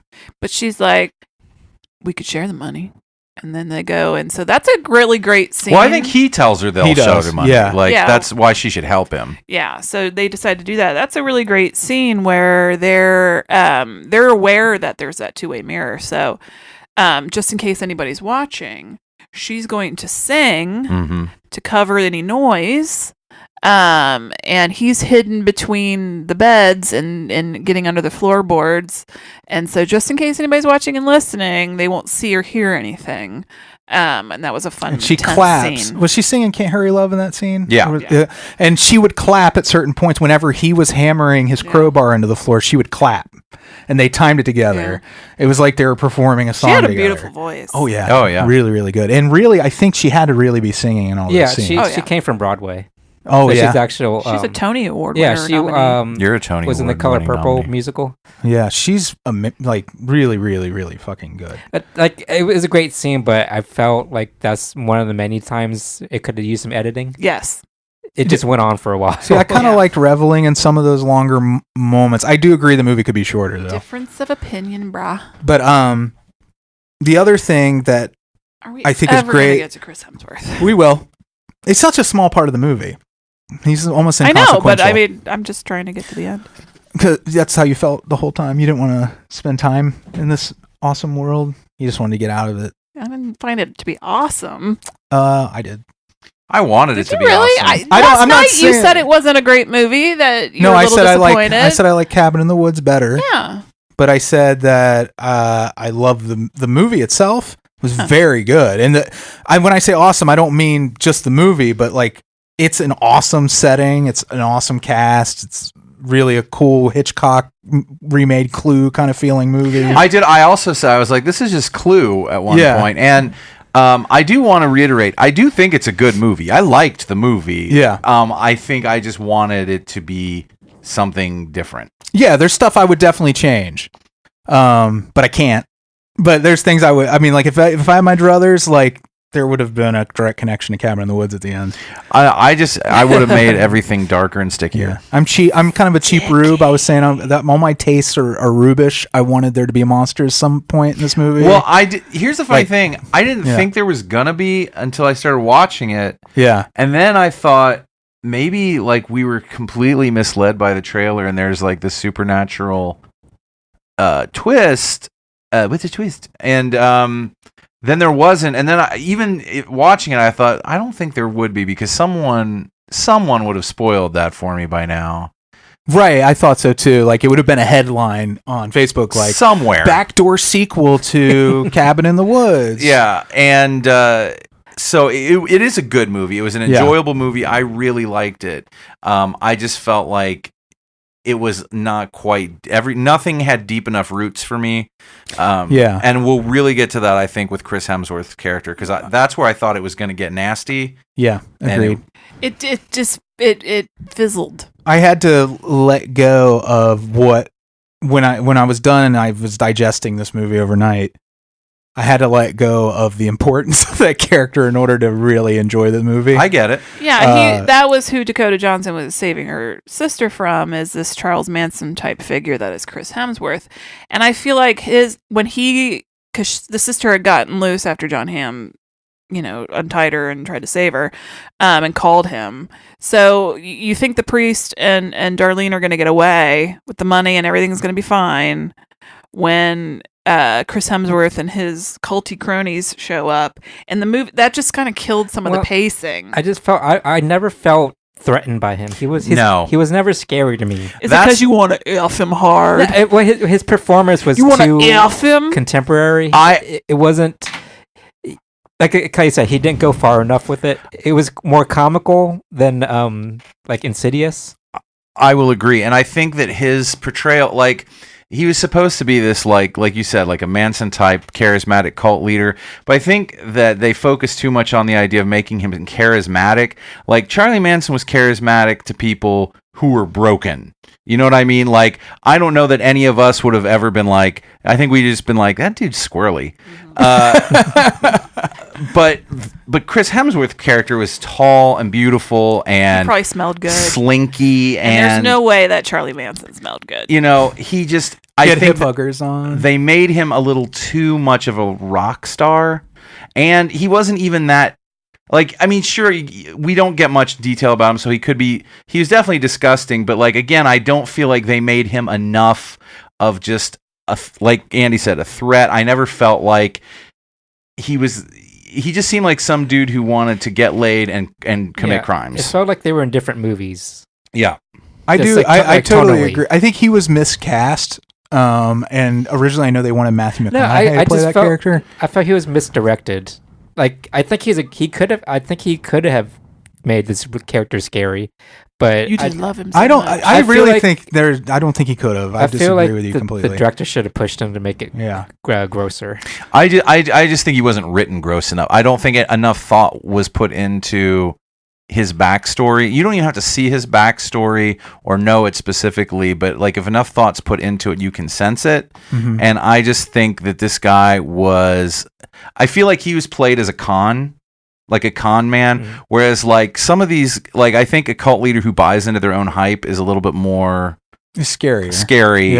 And I think he was just played as, like, more of a criminal who knows he can kind of, like, get people's panties wet. Yeah, I agree with you. I think, but I also think I could never in a million years see Chris Hemsworth playing Charles Manson or a character like that. Well, it didn't help that his shirt was unbuttoned and he had those low-rise jeans on. Yeah. I think that was a mistake. Well, the funny thing is, I think he could in the right project. I think it would have to be played really serious, and he would have to play against type, kind of like Eileen Wuornos, what's that monster movie? Oh yeah, Monster. Yeah. Like, I think you could take him and make him be really scary, but it would have to be a completely different movie. It also just seems like like a bad idea to me. It does. Well, yeah, You know what I mean? There's never a moment where I'm like, oh wow, Chris Hemsworth really stretched for whatever. I love Chris Hemsworth. Yeah, I do too. He is my favorite Hemsworth. I've established that previously. Agreed. He's my second favorite Hemsworth. You like Liam better? I Yeah, do. she does. We argue about this all the That's time. weird. It's not weird. It's just what I like. Yeah. What you like is weird, and you should shame. You should feel shame. I didn't think this would be the thing that would break up the podcast. Yeah. This is it. I'm just ruined our kidding, but marriage. I definitely don't understand. But Yeah, I like him in certain roles. He's not, to me, a I versatile don't like actor. muscles. I get it. I'm not saying you Why'd should be you marry attracted me? to him. I think Why are you Liam. laughing? I think Liam's got too much lip. He's lippy. You mean in terms of attitude or facial features? Facial features. Yeah, I wanted a lot more out of the cult. Okay. as Yes, well. agreed. But The cult- had they given you more of the cult, there would have been problems thematically with the movie. Well, and that's the thing. I feel like I feel like the main story is supposed to be, Jeff Bridges getting this money and then everything kind of happening around that.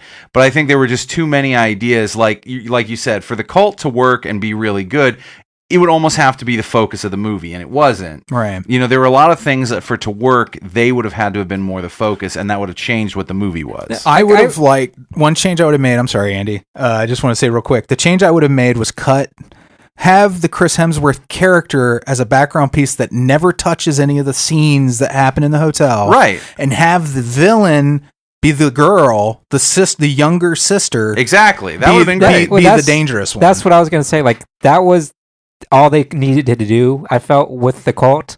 Make it a backstory. The scenes of her standing over the body with a bloody knife. Yeah. That's all they needed to do with that cult. Right. I agree. They didn't need to go into the backstory of going to the compound and him having these two chicks fight. That I felt that was very comical to me. It didn't need it. Yeah, it was unneeded. I mean, it did show that was the turning point of why her older sister wanted to get her out. But at the same time, but you don't need it. He just gave us too much instead of letting our minds go to places where that are scarier. It's and funny, can I even say, even that, like, again, not that I want to watch two women tear each other apart, like the fighters in Django Unchained, but you're given this like horrific scenario. You're like, oh, this is really fucked up, and it was actually something I've never really seen like done in one of these kind of 60s cult like ideas. I thought it was kind of a fresh take, like making his chicks fight each other. Maybe to the death. I didn't say it. I feel that's where he should have gone. Like, but then he stops it, like almost not like a nice guy, but like he's like, okay, everybody, that's enough. Because that was the lesson. The lesson was while they were fighting, he was stealing stuff out of their purse. No, I get that, but like I was hoping for that to go darker. Yeah. Oh, I see what you're saying. One of the chicks should have been dead at the end. Mad Max. Yeah. Well, I mean, if you're gonna try and make this character that disgusting, and like I don't think he was. I agree with you that the character ultimately is a con man. Yeah, he's not Charles Manson. He's a con man playing a Charles Manson game. Yeah, which again you can do if the whole movie was about that. That's fine. It just was like a thread that never felt like it like I feel like he wanted us to think a whole bunch of different things. Yeah, and none of them kind of landed. Yeah, a recut removing him from ever arriving at the hotel, although it does result in a really awesome sequence at the climax. Well, and the thing is, it pushes the plot. Like the way he set it up, he almost has to have that happen. Yeah, because otherwise you don't get the fulfillment of Lewis, of Miles. That's the only way you can close out his story without rejiggering a lot of other things. Yeah. So he had been like hinting Miles this whole time, like, I've done bad things, I'm a bad person, and you're like, Jesus, what have you done? I thought, I thought what we were going to get was we were going to find out he is an even more fucked up serial. Like, he is the real deal, and he is going to, in a way of penitence, clean this up because he's like in a Dexter kind of way. Right. And he does. Well, then you find out he's like, I've killed 123 people, and you're shit. And then you realize it's Vietnam. He had been in Vietnam and killed people as part of. Because you think the whole time he's hinting at stuff he's done for the management at his hotel, when or really, just on his own. Yeah, I wasn't sure. He's a good shooter, but you don't really know too. And he cleans up some business for everybody and allows your good characters to get away. And I love that moment where he doesn't want to kill anybody else, but Darlene tells him you don't have to. Yeah. And it's because he doesn't have to do it that he can free himself to actually do what has to be done to help these people. He's like, oh, I'm not being told to do this. I'm just doing this to save these people. I'm not following orders for once. Yeah. No, there's a great, there are so many good moments. That was a good scene. Yeah. When he finally just like, and he kicks. He gives her that revolver, and then he kicks that rifle up in the air and catches it. That was a badass. His moment. training comes back to him, but he's able to use it in a way that doesn't feel bad. Right. And then this is, I think, a great moment as this tussle goes on. All these hanging fireplaces, which are awesome. I'd love to have one of those until someone knocks it over. Yeah. Which is what happens during this tussle, and the hotel begins to burn down around them during all this chaos. I was like, it would be so hot in there. It would be, yet no one's sweating. But It's getting hot and hot. With all their clothes stay on. in the middle of all this, Dakota Johnson's character gets shot in the chest Yeah, she and is did. dying. Yeah, that was the only moment where I felt like something scary from Chris Hemsworth when he actually shot her in front of her sister. Yeah. And that's why I wish it wouldn't. He wish it would have went further with that. I did like the moment after he kills Hemsworth. That should be the name of a movie. He kills Hemsworth. Yeah, killing Hemsworth. So Miles approaches the younger sister, who is distraught over Hemsworth's dead body, and you think he's like, I've saved everybody, like he's not like jubilant, but he's kind of resigned to the fact that he did what he had to do. Yeah. And then she gets up, and you think that maybe she might be turning the corner, but she's not. She's still fucking not deprogrammed. Yeah. And she pulls a knife out and guts him. Yeah. And he then she is, somebody shoots her too, right? Yeah, the priest, right? Yeah. Yeah. And so it's Darlene, Father Flynn, and Miles are on the steps of the lobby, and Miles is dying. And this whole time he's just been trying to confess his sins to Father Flynn. And during this whole fiasco with the Hemsworth family, who come in there and interrogate everybody, he's been told that Father Flynn is not Father Flynn. He's not a priest at all. But he can't. And this is the thing I was saying earlier. I think that was clever with Drew Goddard is you have two characters who need redemption in this movie. You have the Father Flynn character who is dying and only has so much time left, and it's basically, how are you going to spend it? I'm going to go find this money. Well, because he went to prison for it. Right, he went to prison for it, and he thinks makes up for the 10 years he spent in prison. And then you have Miles, who was a sniper who killed all these people in Vietnam and did God knows what for the management of this hotel. Right. They both need redemption, and I think the cool thing he does with the thing that redeems Father Flynn is his Alzheimer's, and the fact that he forgets completely the horrible man he was before he went to prison, and he becomes the priest, really becomes the priest that Miles needs to confess to. I'd be interested to know if Drew Goddard had any hand in writing that last episode of Angel where Illyria gives Wesley that moment with Fred. Oh, yeah. Because it's a very similar moment. It is a very similar That scene. breaks me up every single time. Very similar kind of idea. Yeah, I thought it was really moving. Yeah. And again, Lewis Pullman, wow. Yeah. Like his that was like one of the best death scenes. Well, ultimately, when you see this, it's sort of like, oh, this is what the whole movie was basically leading up to. Yeah. Is Jeff Bridges giving someone something that they need, even if, like, you almost think like it's like Lewis Pullman's character maybe even still understands that he's not really a priest, but he's like, I'm dying, like, I just got to do this, it's close enough. Yeah. It's very much like almost a Wizard of Oz type of thing where, and then because Darlene, the thing she didn't have was power. Right. And like they do a great job of foreshadowing that too, where she interacts with the English Phil Spector type character in the studio when she's recording, and he talks about how much his time's worth versus how much hers is worth. And then no matter how much time she spends there, it's $12, right? Or something like that. And but the more time he spends there, the more money he's being paid. Right. And he gives her this whole speech about, she doesn't value herself, essentially. Right. In a very condescending, backhanded way. But then when she gets the opportunity from the Father Flynn character to take this chance and go in and get what's coming to her, get hers. Yeah. And then she becomes a huge part of the turning point and getting those two characters where they need to be. Mm-hmm. And then she gets her show in Reno. That's right. And I loved her dress. One thing I will say, So sparkly. Mm-hmm. I feel like, again, with the sisters, Dakota Johnson and the other one, I feel like they were supposed to be. I don't think that they were really all that sympathetic. I think we were supposed to feel sympathy for them. I felt sympathy for Dakota's character. I didn't. I knew I was supposed to because of the situation, but neither one. Like, I never felt like she. I mean, I know obviously through her actions that she loved her sister, but like there was never any. I never felt like any affection or like even for the.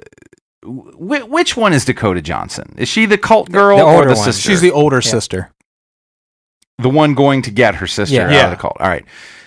I just felt like both of them played completely cold.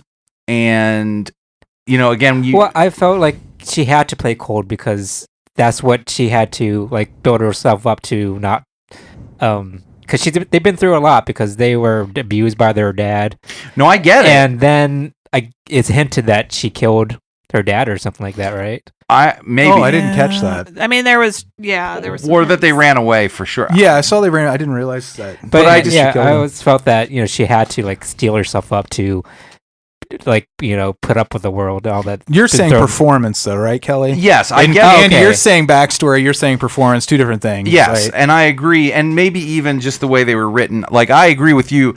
What needed to happen was, using the mirrors would have been perfect for this, to have some small moments of affection between the older sister and the younger sister, like feeling like looking like she has pity for what her younger sister is going through, and it always just felt like.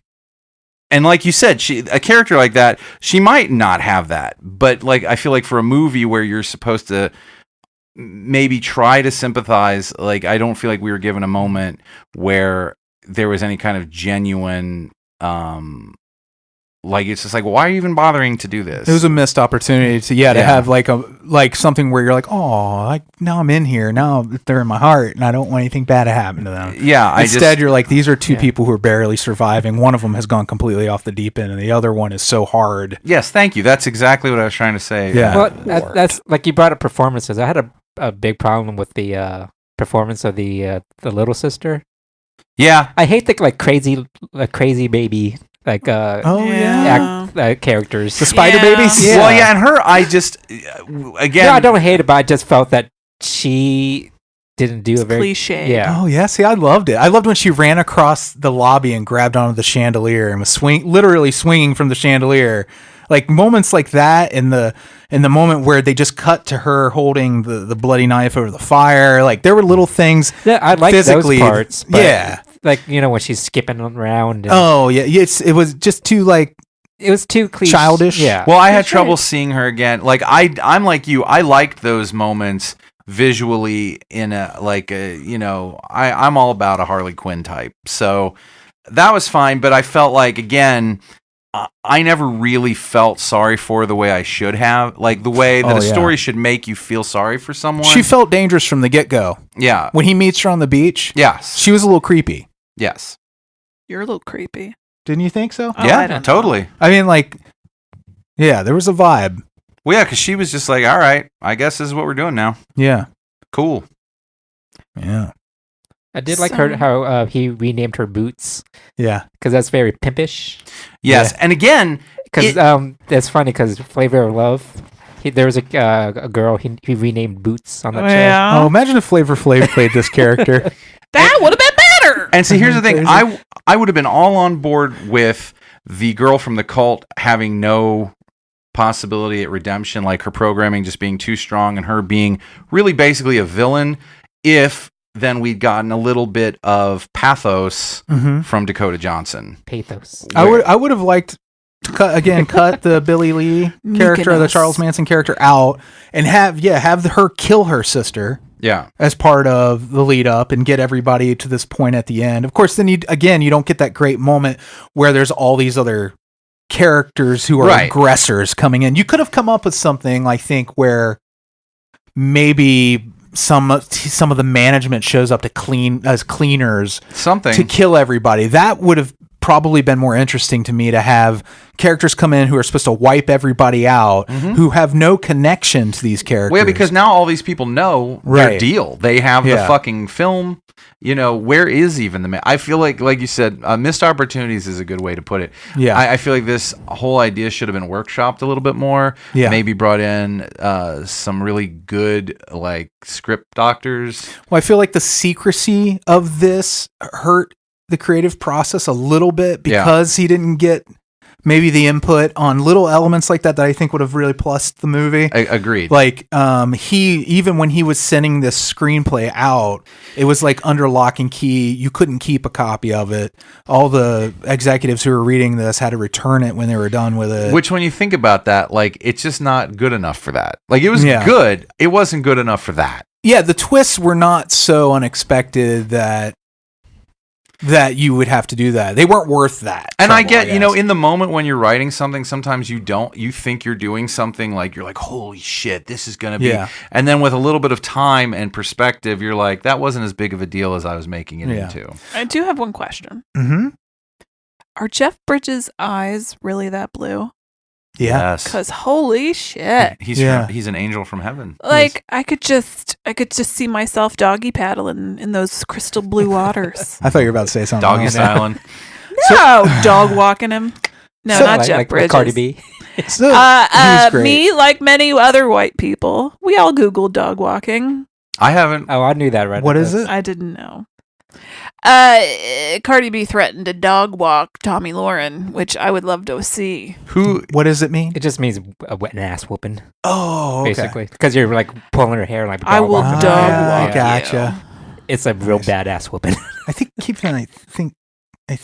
want to dog I keep walk Tommy thinking. Lauren. Cardi B wanted to dog walk Lower and Cohen. Sounds like beans. Yes. Lauren Cohen's a piece of shit. No, Tommy Lauren. Tommy Lauren. I don't know who the hell He's that like an is. Ann You don't need to Coulter know. character. What happened there? Oh, when I was too loud. Do you know Ann Coulter? I know Okay. Ann Coulter. I didn't see It's any basically a waveforms. young Ann Coulter. Oh, I don't know her personally, but She's a real cunt. Yeah, you would want a dog walker.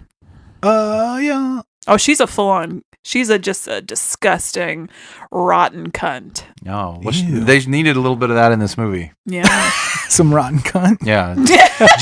just put like a little bit, wrap it up in like a little foil and put it in the back of a cabinet on the just set. leave it there So for if a you just while. Leave it there. But do you feel at any be moment that sticky. it went further enough for you? No. I don't feel like it ever went far enough for me to really, like, I'll probably never watch this again. Yeah. Like, if it had gone, because I really was super excited about this. It looked super groovy, and I just was like, this is going to be one of those, like, fucking movies. And, and again, I enjoyed it. I was like, oh, I like the characters. I like all the actors. I think everyone is doing what they're supposed to and having some great moments, but it just never quite went far enough in any direction to make me go, ooh. I will say that one moment where it went like really far enough for me and it made me feel real grimy and gross. It was that scene between Darlene and Phil and that speech he gave her. Like, you know, your time is worth nothing. Oh, to yeah, me. yeah, yeah. I felt that because it was so personal. Yeah. Well, That's again, when I really felt like, ew. it was super personal, but I thought that was going to lead to something, you know, worse too. I know it makes me sound like I'm just like, I want bad things to happen. You're to like, these it's in the title, characters. though. Bad times. But I just, I feel like to get like a really great, like, where I feel like someone has really reached a pinnacle or like their story has really come full circle or there's been a really high redemption, I feel like you have to go to like really bleak places. You know what's funny, too, is like, and again, I think when I talked to Amy about this last night, I think I was disappointed in the movie. Yeah.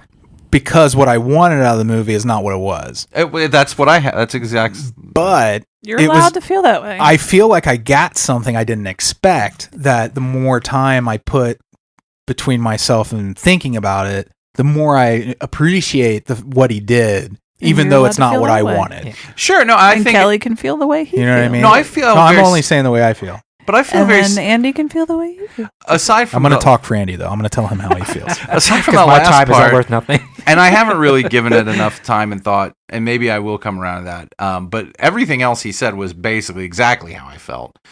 Disappointed because it wasn't what I. But there were so many good seeds of a really Yeah. great movie. That's Yeah. probably the biggest disappointment for me. Let's Well, remake yeah, that's it. the thing. It might be it is an awesome movie in Let's do the way it. it looks. Who's in? What's that? We're gonna remake it. We're gonna remake it. I would love to recut just a couple of moments, but like it is. I think that when I revisit this a year or two from now, it might be a great movie. I just don't know it yet. I would compare it to like, a really great athlete dropping the ball or something. Because you know that what they're capable of and what what could have been this movie could have been, Yeah. and it's just like a disappointment. You know what it felt like to me, to do another football analogy? Oh, please. I feel like the refs are still over reviewing the play. Okay.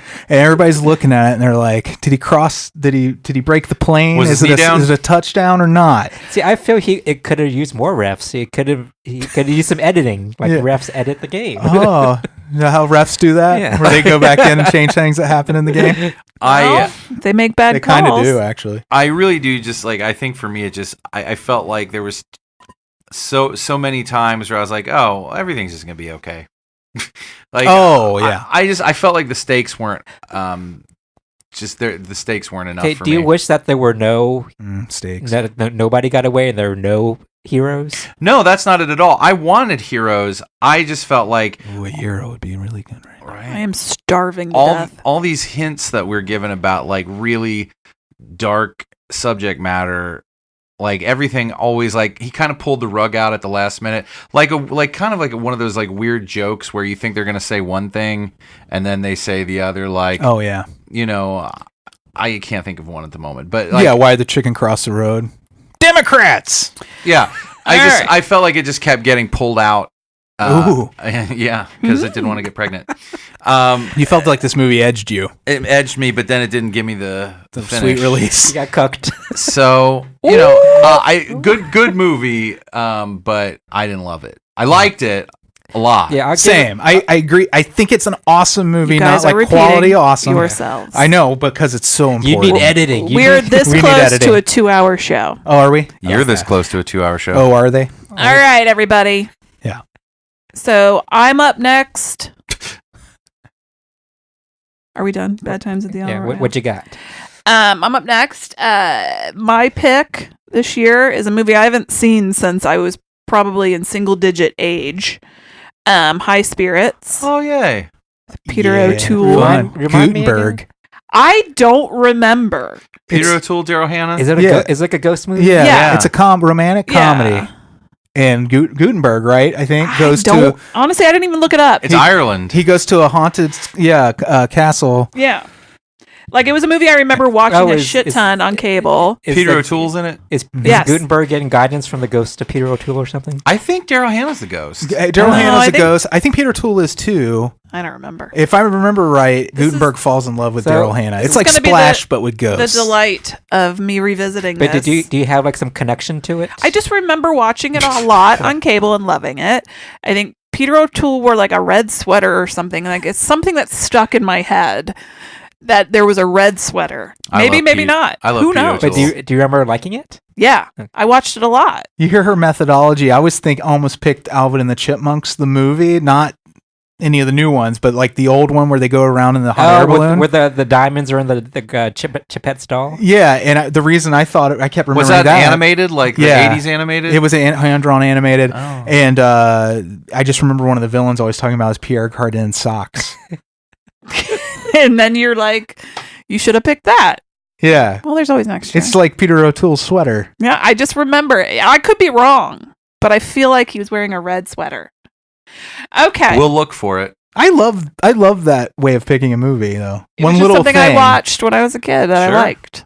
I get it. It's I enjoyed. really like free association type Yeah. of thing. All right, and there will be no show next week, but we gave you a 2-hour show here, so just Yeah. Save half of it. parse it out. Eat half Put of it back in now. the fridge. Yeah. Wrap it up in foil. Ooh, is this half of the show still good? It's been in there all week. Smells like It's rotten cunt. Yeah. Oh, I thought this was the show. It's Rotten Yeah. Cunt. Oh, put that back. You will, So, you will have an Origins, though, on Friday because I have that already scheduled to go out automatically. Yeah, so Freddie and I even if are- our plane crashes, have to go. Oh, Don't you'll say still that. get Why Origins. did you say knock that? on wood. Even if Mickey eats us alive, Yeah. even if our rock and roller coaster derails and we're both decapitated, You know she has a fear about that already. yeah. On Space Mountain. Even if Space Mountain cuts off both my hands and I bleed out in front of the popcorn cart, And not on the ride itself. You actually make it up the ramp. Well, outside. Freddie and I are supposed to go on vacation, but it might end in tragedy. Who even if I knows? choke to death Oh my on God, Dole Whip. Stop. Can That's you not do something with possible. It's alligators? ice cream. What'd you say? I said, can you do something with alligators? Yeah, even if I get dragged in the lake by an alligator. Oh no, that We were actually there. Oh, happened. that did happen. Thanks were for there. that. Yeah, you're welcome. Okay, Kelly wanted so- something super dark. I did, and And I I finally gave got it to him. Freddie But- gave it to me. but Freddie Rob- saved the day. Yeah. But of all the places to die, though, That was the most tragic In an Disney alligator's trip mouth? at that Disney ever World. happened. Yeah. Yeah. That was awful. That was a three tragedies in that week we were But there. the kid has a monument at Disney World. That's true. How much would you give you? I wouldn't give my Give for life to that. an alligator for that. No, I probably wouldn't. But yeah, make All a right, silver so- lining out of it. Sure. End of every show, we always say hi to our Beelzebubs, patreon.com/NOTLP. Jimmy B, Selling vacuums. Jeremy, Cassie, and Gamora. All three of them are there to rescue their little sister from a cult. Deadeye. Deadeye is the most talented singer, but is so underappreciated. Mm-hmm. Amanda. Amanda is a hardworking bellboy with a lot of shame. Mandy. Mandy is a cult leader who wears hip huggers and has awesome abs. Does that and, dance all the time? And the little lines that go down where The you know, Hip the cleavage. V. I have to say that's a turnoff for me. Yeah, I don't like it. Oh, hip really? cleavage? I Yeah. love hip cleavage on a woman. Brooke. Brooke, you are a priest and also a bank robber.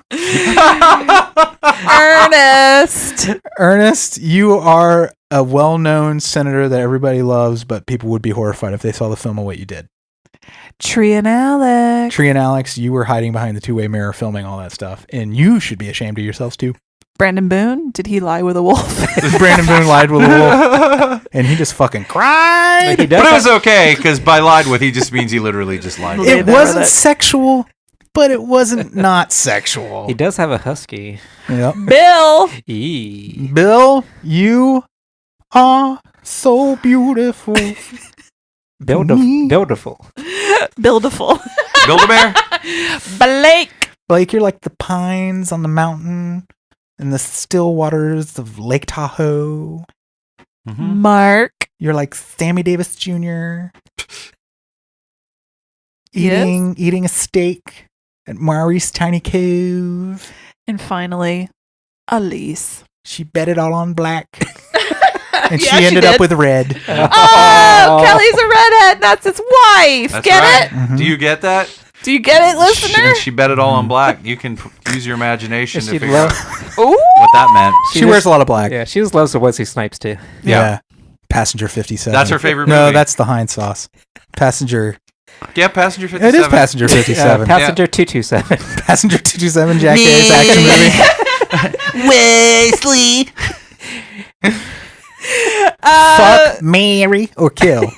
So now, What are the options? The options are Jack A, Shantae. Jack A, and Jack A. Oh, I'll fuck Jackie. Yeah, just I would kill Jackie. And I'd marry Jay Quellen. Mm. So in 2 weeks, we're gonna watch and talk about High Spirits, and Andy's gonna review hopefully Hellraiser. it gives us Judgment. high spirits. Yes. And I hope you don't die on trip. If we do, we do. Oh my God, I don't like this. I'm I've already lived a full life. a person who gets terribly anxious before vacation. No regrets. Freddy's planted the seeds. I hate you. It'd be some shit if I get my blood sugar under control only for my plane to go down. Isn't it ironic? It. So you're checking your blood sugar. God his hemoglobin down. I pricked Then my it went flying out of town.